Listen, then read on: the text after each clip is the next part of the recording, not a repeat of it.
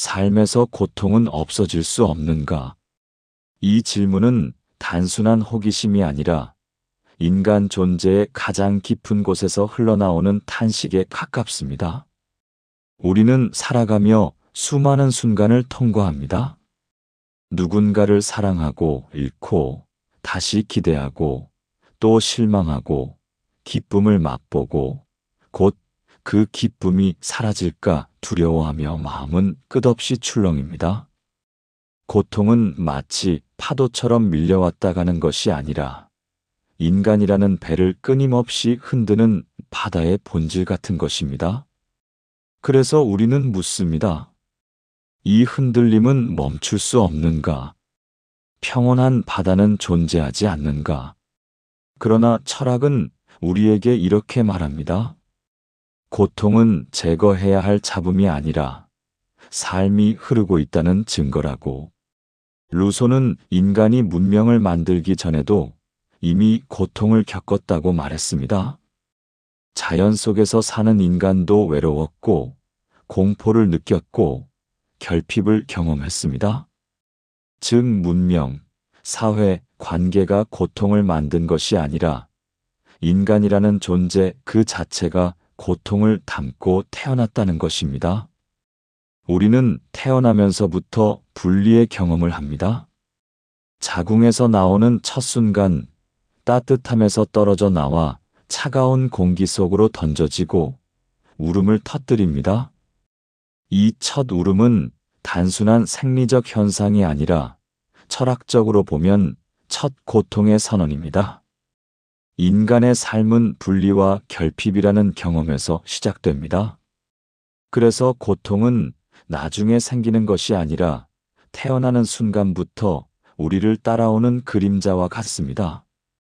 스피노자는 고통을 기쁨이 줄어든 상태라고 정의했습니다.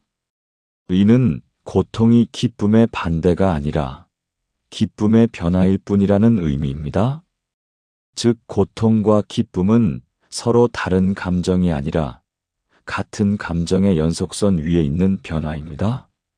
우리가 고통을 겪는 것은 잘못된 일이 일어났기 때문이 아니라 삶이라는 에너지가 끊임없이 움직이기 때문입니다. 흐름이 있는 곳에는 진폭이 있고, 진폭이 있는 곳에는 필연적으로 고통의 골짜기와 기쁨의 정상 사이를 오가는 움직임이 있습니다. 만약 고통이 완전히 사라진다면 기쁨 역시 사라질 것입니다. 왜냐하면 고통이 없는 세계란 변화가 없는 세계이고, 변화가 없는 세계는 살아있지 않은 세계이기 때문입니다. 이는 존재의 본질에 대한 깊은 통찰을 제공합니다. 고통은 죽음의 증거가 아니라 생명의 증거입니다. 세네카는 인간의 고통 대부분이 실제로 일어나는 일에서 생기는 것이 아니라 우리가 머릿속에서 만들어낸 상상에서 비롯된다고 말했습니다. 그는 우리는 현실보다 상상 속에서 더 많이 고통받는다고 했습니다. 과거를 후회하며 스스로를 찌르고 오지 않은 미래를 두려워하며 스스로를 옥죄고 일어나지 않은 일을 상상하며 오늘을 망가뜨립니다. 우리의 마음은 마치 자신에게 상처를 주는 가장 집요한 적처럼 행동합니다. 그래서 고통이 없어질 수 없는 이유 중 하나는 우리가 스스로 고통을 만들어내는 능력이 있기 때문입니다. 인간은 기계가 아니라 생각하는 존재이고, 생각하는 존재는 상상하고 해석하고 의미를 붙입니다. 이 해석의 과정에서 우리는 스스로를 아프게도 하고 치유하기도 합니다. 즉, 고통은 외부에서 오는 공격이 아니라 마음의 작용에서 비롯되는 경우가 훨씬 많습니다. 톨스토이는 살아가는 동안 가장 큰 고통은 사람이 자신의 삶을 이해하지 못할 때 생긴다고 말했습니다. 방향을 잃은 사람은 작은 문제에도 흔들리지만 의미를 찾은 사람은 큰 고통도 견딜 수 있습니다. 이는 마치 바람이 강해도 뿌리가 깊은 나무는 쓰러지지 않는 것과 같습니다. 인간에게 고통이 사라지지 않는 이유 중 하나는 삶의 의미가 명확하지 않을 때 마음이 흔들리기 때문입니다. 그러나 의미를 찾는 과정 자체도 고통스럽습니다. 어떤 사람은 자신이 누구인지 알기까지 수십 년이 걸리기도 하고, 어떤 사람은 실패를 통해서야 비로소 자신을 만나기도 합니다. 의미는 쉽게 얻어지지 않으며 그만큼 고통도 쉽게 사라지지 않습니다. 하지만 의미를 찾기 시작하면 고통은 더 이상 적이 아니라 길잡이가 됩니다. 고통은 우리에게 묻습니다. 너는 지금 어디에 서 있는가? 너는 정말 원하는 삶을 살고 있는가? 이런 질문은 우리의 마음을 찌르지만 동시에 우리를 깨우는 종소리이기도 합니다. 위대한 심리학자 칼 융은 고통을 자기 자신을 발견하는 과정이라고 해석했습니다.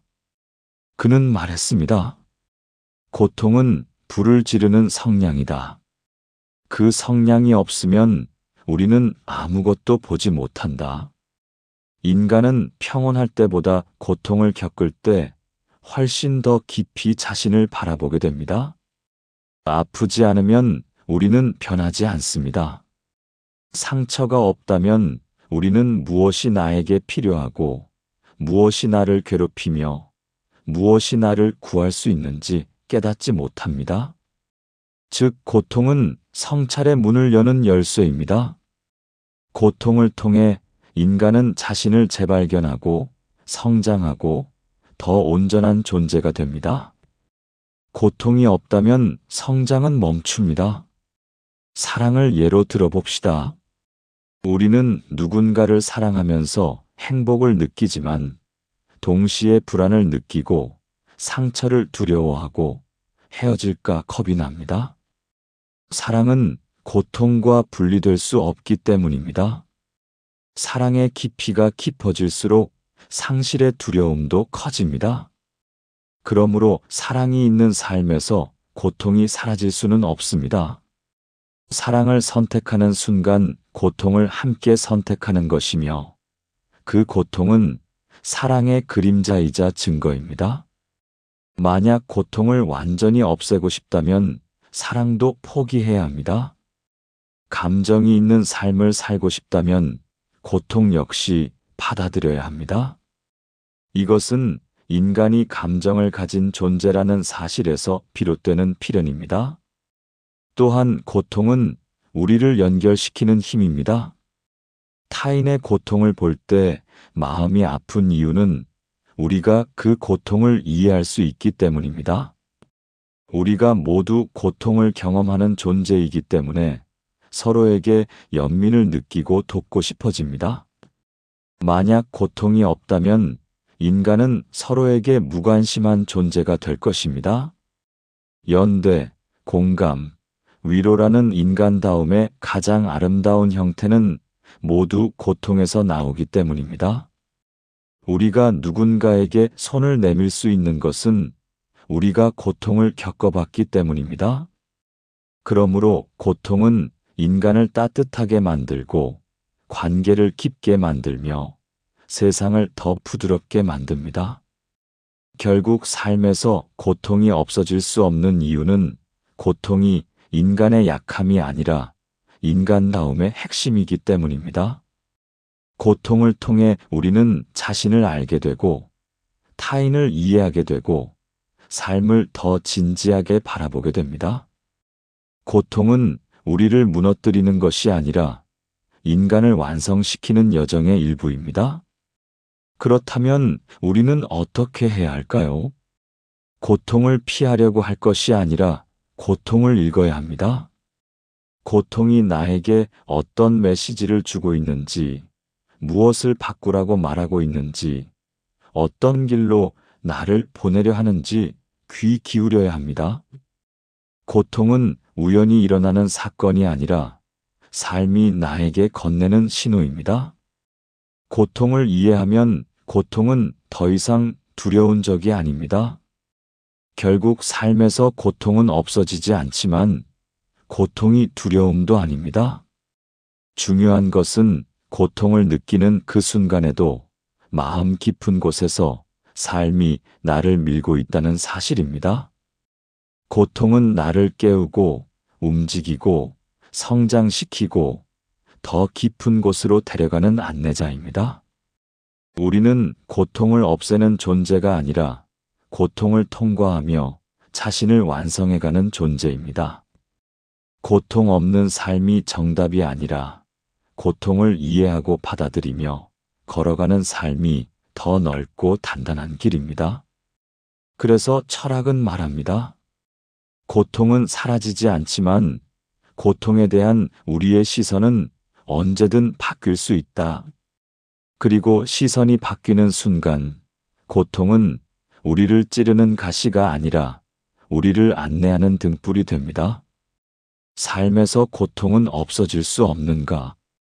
이 물음은 인류가 태어난 이후 단 한 번도 멈춘 적이 없는 질문입니다. 철학자들은 서로 다른 시대와 서로 다른 언어로 이 질문에 답하려 했지만 그 결론은 놀라울 만큼 닮아 있습니다. 고통은 인간 존재 자체에 깊이 새겨져 있으며 피할 수 있는 대상이 아니라 이해해야 할 대상이라는 점입니다.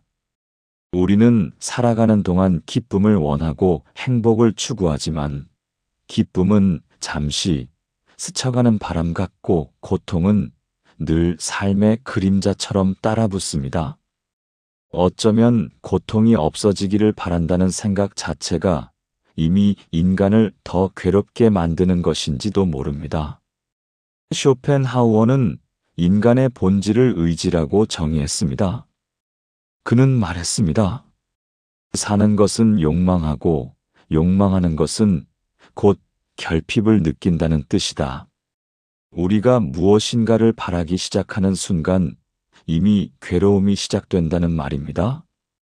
원하는 것을 얻지 못할 때의 고통, 얻었지만 금세 사라지는 기쁨, 그리고 또 다른 것을 찾아 나서는 끝없는 갈증. 이런 반복 속에서 고통이 사라질 수 있을까요? 쇼펜하우어는 단호하게 말합니다. 고통은 삶의 본질이기 때문에 완전히 없앨 수 없다. 그러나 그는 이어서 이렇게 말합니다. 그렇다고 절망할 이유도 없다. 우리는 고통을 이해할 때 비로소 벗어날 길이 열린다. 스트아 철학자들은 고통을 대하는 또 다른 길을 제시했습니다. 그들은 세상에서 일어나는 모든 일은 우리가 바꿀 수 있는 것과 바꿀 수 없는 것으로 나뉘며 고통의 상당수는 바꿀 수 없는 것을 바꾸려는 욕망에서 비롯된다고 말했습니다. 에픽테토스는 이렇게 말했습니다. 외부의 일은 우리의 것이 아니다. 우리의 것은 오직 그것을 어떻게 받아들이는가 뿐이다. 즉, 고통은 외부에서 오는 것이 아니라 그 고통을 해석하는 우리의 판단에서 온다는 뜻입니다.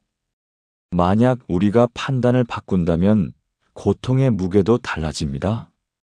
스토아 철학의 관점에서 고통을 없애는 길은 현실을 있는 그대로 받아들이는 것, 즉 아모르 파티 운명을 사랑하는 태도에 있습니다.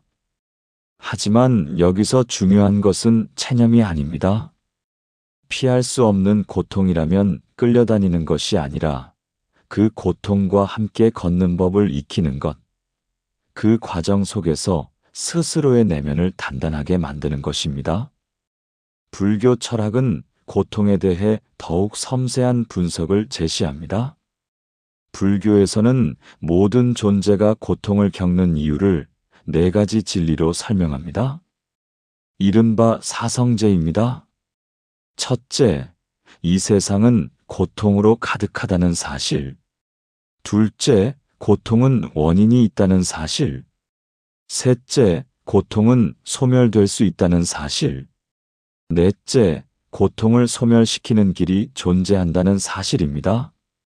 불교에서 중요한 것은 고통 자체보다 고통의 원인입니다.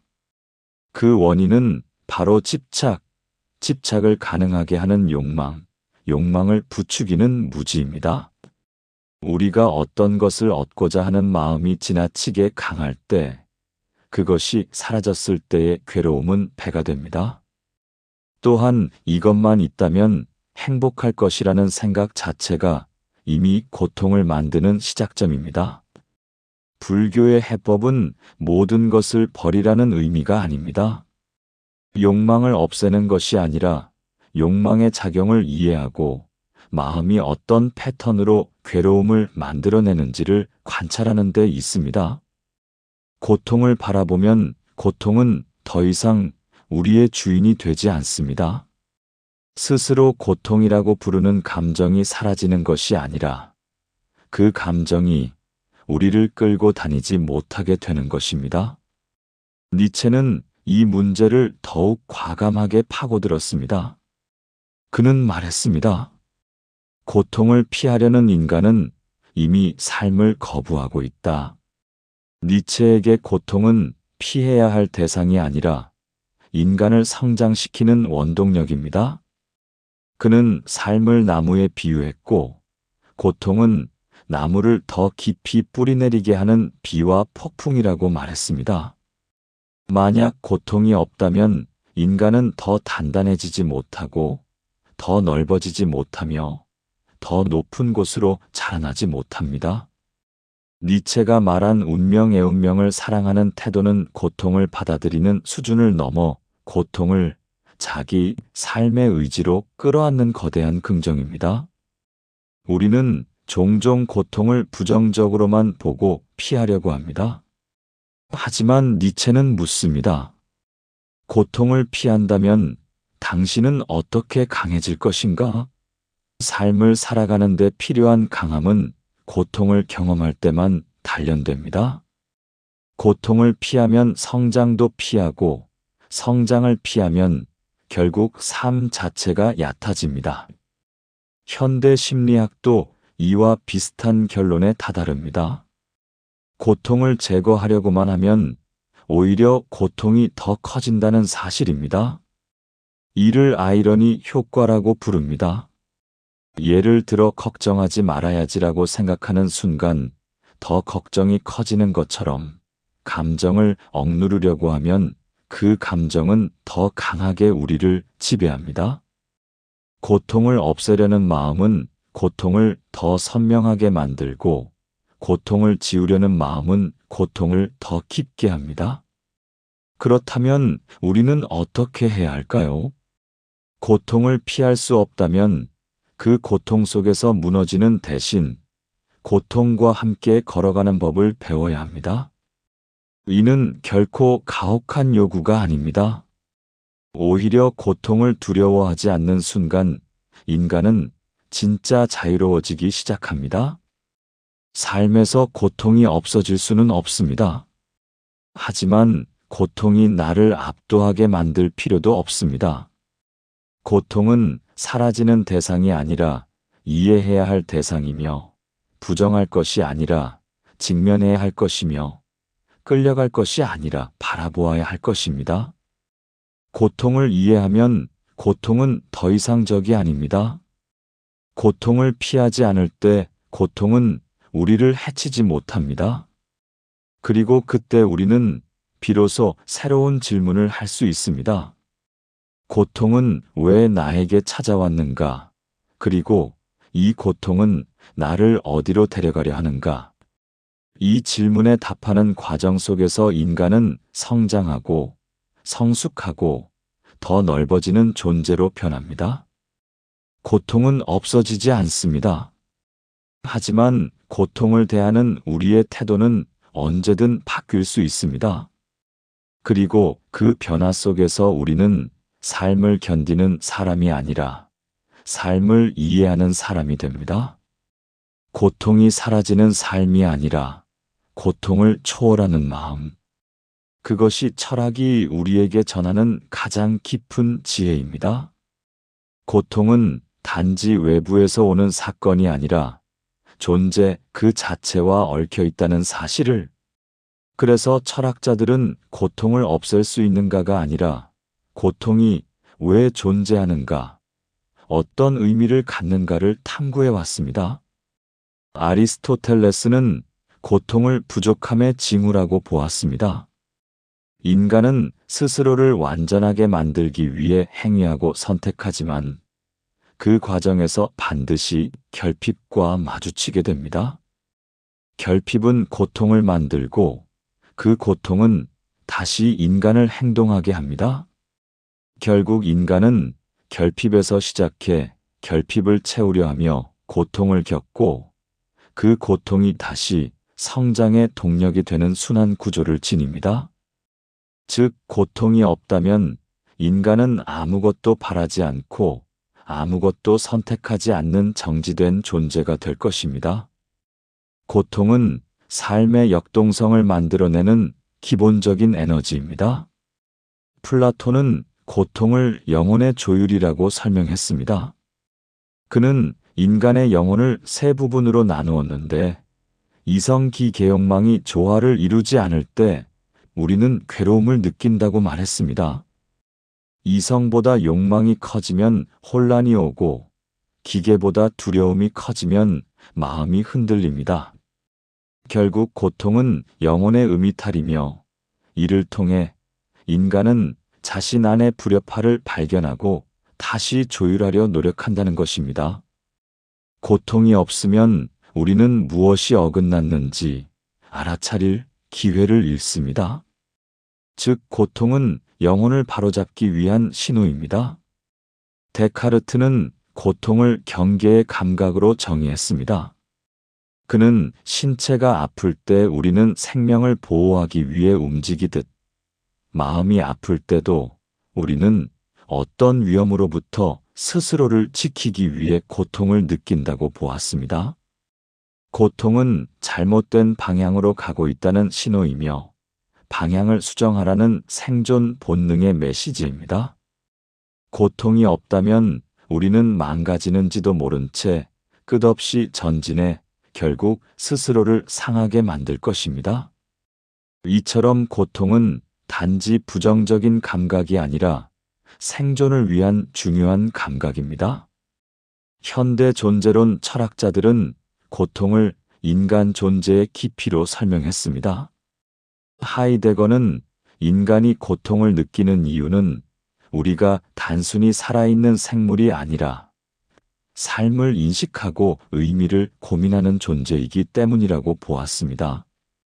그는 말했습니다. 고통은 우리를 우리 자신에게로 데려오는 통로이다. 평온할 때 인간은 스스로를 잊습니다. 하지만 고통이 찾아오면 인간은 갑자기 나는 왜 이렇게 괴로운가라는 질문을 하게 되고 그 질문은 곧 나는 누구인가라는 질문으로 이어집니다. 고통은 인간이 자신에게 깊이 침잠하도록 만드는 문이자 존재가 깨어나는 순간입니다. 이런 관점에서 보면 고통은 인간을 깨어있게 하고 삶의 본질을 성찰하게 하는 도구입니다. 반면 실존주의 철학자들은 고통을 인간 자유의 그림자로 보았습니다. 사르트르는 인간이 자유롭게 선택할 수 있는 존재이기 때문에 필연적으로 고통을 겪는다고 말했습니다. 선택이 있는 곳에는 항상 책임이 있고 책임이 있는 곳에는 불안이 있습니다. 우리는 선택하기 때문에 괴롭지만 그 괴로움이 바로 인간을 인간답게 만드는 조건입니다. 선택이 없다면 고통도 없겠지만 동시에 인간의 자유도 사라질 것입니다. 즉, 고통은 자유가 만들어낸 가격이며 인간다움의 증거입니다. 레비나스는 고통을 인간 관계의 기원으로 보았습니다. 그는 말했습니다. 타인의 얼굴 앞에서 우리는 고통을 느낀다. 이 말은 타인을 보며 연민을 느끼고 책임을 느끼고 죄책감을 느끼는 감정 자체가 고통이라는 뜻이기도 합니다. 인간은 타인과 관계를 맺는 순간부터 고통을 감수하게 됩니다. 하지만 그 고통이 바로 윤리의 출발점입니다. 만약 우리가 타인의 고통을 느끼지 못한다면 윤리라는 것은 성립하지 않습니다. 관계가 깊을수록 고통도 깊어지지만 그만큼 사랑도 깊어집니다. 고통은 인간을 이기심에서 끌어내어 타인에게 눈 돌리게 만드는 힘입니다. 현대 심리 철학에서는 고통을 의미의 부재와 연결합니다. 우리가 겪는 고통이 더 괴로운 이유는 그 고통이 무엇을 위한 것인지 모르기 때문입니다. 의미가 주어지면 고통은 견딜 수 있는 무게가 되지만 의미를 잃으면 작은 고통도 견디기 어려워집니다. 빅터 프랭클은 강제 수용소라는 지옥 같은 현실에서 살아남은 사람들의 공통점이 하나 있다고 말했습니다. 그들은 자신이 겪는 고통을 어떤 의미와 연결시키려 했다는 점입니다. 왜 살아야 하는지를 아는 사람은 어떤 고통도 견딜 수 있다. 이 말은 고통을 없애는 것이 아니라 고통을 이해할 때 인간은 다시 일어설 수 있음을 보여줍니다. 그렇다면 삶에서 고통은 없어질 수 없는가? 철학의 결론은 명확합니다. 고통은 사라지지 않습니다. 고통을 없애는 방법을 찾는 것이 불가능한 이유는 고통이 인간 존재의 부작용이 아니라 인간 존재의 근본 구조이기 때문입니다. 고통은 우리가 살아있다는 증거이고 선택하고 있다는 증거이며 성장하고 있다는 증거이고 사랑하고 있다는 증거이며 의미를 찾아가고 있다는 증거입니다. 고통을 없애려는 마음은 어쩌면 나 자신을 없애려는 마음과도 같습니다. 하지만 이것이 절망을 의미하는 것은 아닙니다. 우리가 고통을 없앨 수 없다면 고통을 이해할 수는 있습니다. 고통을 두려워할 필요도 없습니다. 고통은 삶을 파괴하기 위해 오는 것이 아니라 삶을 더 깊게 이해하도록 돕기 위해 찾아오는 것입니다. 고통을 바라보는 시선이 바뀌면 고통은 무서운 적이 아니라 삶의 안내자가 됩니다. 결국 중요한 것은 고통이 있는가가 아니라 그 고통이 나를 어디로 데려가는가입니다. 고통을 직면하고 이해하고 의미를 부여하는 순간 우리는 고통을 초월하는 사람이 됩니다. 고통 없는 삶이 아니라 고통을 품고도 흔들리지 않는 마음. 그것이 철학이 우리에게 전하는 가장 단단한 지혜입니다.